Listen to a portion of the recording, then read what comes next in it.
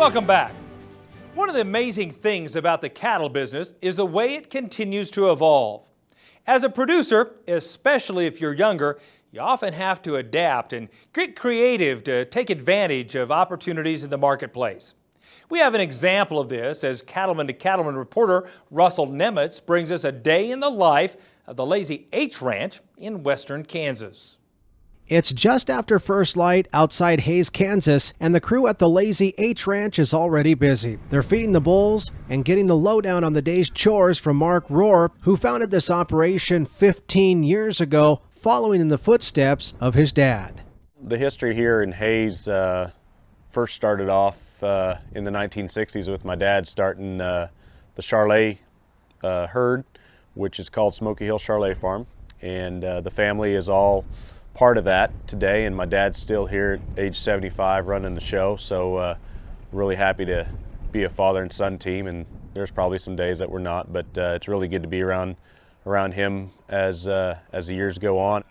Ultimately, the Lazy H Ranch came into play when we had some investors offer to us. They wanted us to run a conception to consumption program with the Proven Sire program, and what better place to do it in western Kansas. Now, from his base in western Kansas, Mark leads Proven Sire services and raises purebred Angus and Charlet bulls under the Lazy H Ranch name known as LHR. Lazy H Ranch and Proven Sires combined together have really hit home for us here. We're able to basically go to our customers, or our customers are able to come to us, and we just don't sell them bulls. We can give them a game plan from A to Z.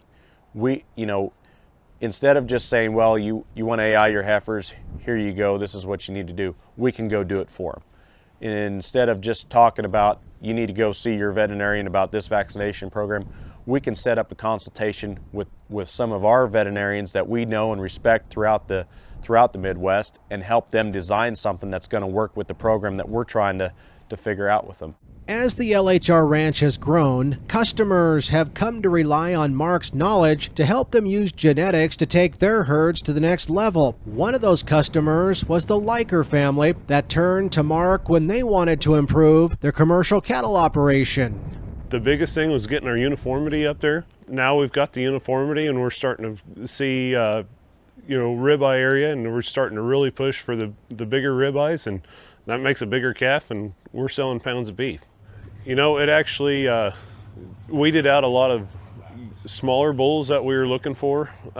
We started out looking on the light birth weight heifers like a lot of people, and after watching our data, we started seeing, well, if we get these bulls with a little bit heavier, a little bit more maternal, we watch bloodlines a lot more now.